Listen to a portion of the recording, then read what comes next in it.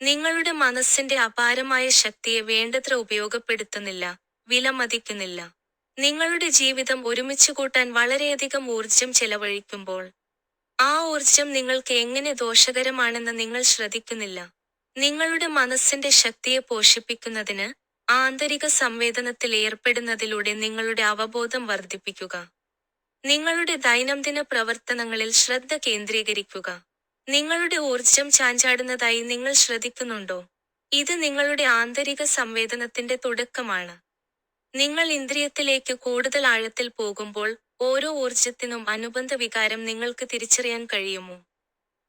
ജീവിത സാഹചര്യങ്ങളോട് പ്രതികരിക്കുമ്പോൾ നിങ്ങളുടെ ആന്തരിക സ്വയം സൃഷ്ടിക്കുന്ന ഊർജമാണിത്. ഈ പ്രക്രിയയുടെ ഉടമ നിങ്ങളാണ്. ഏത് ഊർജം സൃഷ്ടിക്കണമെന്ന് നിങ്ങൾക്ക് മാറ്റാൻ കഴിയും. അതിനാൽ ഈ ആന്തരിക ശക്തി തിരികെ എടുക്കുക. നിങ്ങളുടെ യഥാർത്ഥ സ്വത്വമാകുന്നതിന് നിങ്ങൾക്കായി ഒരു ആന്തരിക ഇടം നിലനിർത്തേണ്ടതുണ്ട്. സമ്മർദ്ദവും പ്രതീക്ഷയും ഈ ആന്തരിക ഇടത്തിൽ നിന്ന് വ്യതിചലിക്കുന്നതിനുള്ള ഉദാഹരണങ്ങളാണ്. ഒരു അസുഖകരമായ കാര്യം സംഭവിക്കുമ്പോഴെല്ലാം ആഴത്തിൽ ശ്വസിക്കുക. നിങ്ങളുടെ പ്രതികരണത്തിന് കാരണമാകുന്നത് എന്താണെന്ന് മനസ്സിലാക്കാൻ വിശ്രമം നിങ്ങളെ എങ്ങനെ ശാന്തമാക്കുമെന്ന് ശ്രദ്ധിക്കുക. നിങ്ങൾ ഇത് കൈകാര്യം ചെയ്യുമ്പോൾ, നിങ്ങൾക്ക് അസുഖകരമായ വികാരവും പുറത്തുവിടാൻ കഴിയും. നിങ്ങളുടെ പ്രതികൂല ഊർജം പുറത്തുവരുമ്പോൾ നിങ്ങൾക്ക് നല്ല ഊർജം സൃഷ്ടിക്കാൻ കഴിയുമെന്ന് ഓർമ്മിക്കുക. നിങ്ങൾ ആചാരപരമായ ഉപകരണങ്ങൾ ഉപയോഗിക്കുകയാണെങ്കിൽ, നിങ്ങളുടെ പ്രതികൂല ഊർജം ലഘൂകരിക്കാൻ അവ താൽക്കാലികമാണ്, കൂടാതെ നിങ്ങൾ സൃഷ്ടിച്ച ഊർജത്തെ തടയാൻ അവയ്ക്ക് കഴിയില്ല. ബുദ്ധിമുട്ട്. ബുദ്ധിമുട്ട് അല്ലെങ്കിൽ നിർഭാഗ്യകരമായ സംഭവം കാരണം, നിങ്ങളുടെ നാളെയെ മുൻകൂട്ടി കാണാൻ നിങ്ങൾ കഠിനമായി ശ്രമിച്ചുകൊണ്ടിരിക്കുകയാണ്. പുരോഗതിയിൽ നിങ്ങൾ അകന്നു നിൽക്കുകയോ കൈപ്പേറിയതോ വെറുപ്പുളവാക്കുന്നതോ ആയിത്തീരുന്നു. ഈ വൈബ് ഉപയോഗിച്ച് നിങ്ങളുടെ പരിസ്ഥിതി നിങ്ങളെപ്പോലെയായി മാറുന്നു. അസുഖകരമായ അവസ്ഥ മാറ്റുന്നതിന് ഒരു നല്ല ഊർജം എന്താണെന്ന് നിങ്ങൾ മനസ്സിലാക്കിയിട്ടില്ല. അതിനെക്കുറിച്ച് മുൻകൈയെടുക്കാൻ നിങ്ങൾ സ്വയം ആരംഭിക്കണം.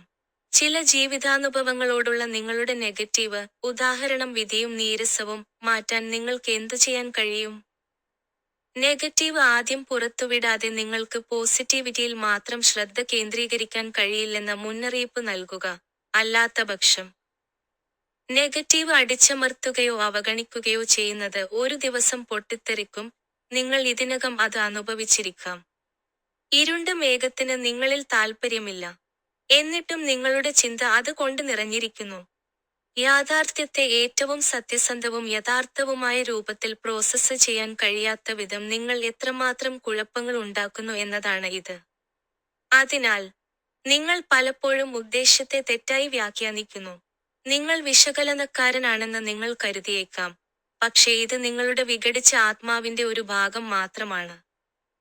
നിങ്ങളുടെ വൈകാരിക വശം നിങ്ങളുടെ ഓരോ ചിന്താപ്രക്രിയയിലും ഉൾപ്പെട്ടിട്ടുണ്ടെന്ന് നിങ്ങൾ അംഗീകരിക്കുമ്പോൾ, നിങ്ങൾക്ക് കൂടുതൽ സാധ്യതകളിലേക്ക് തുറക്കാനും വ്യത്യസ്തമായ ധാരണകൾ ഉണ്ടാകാനും കഴിയും.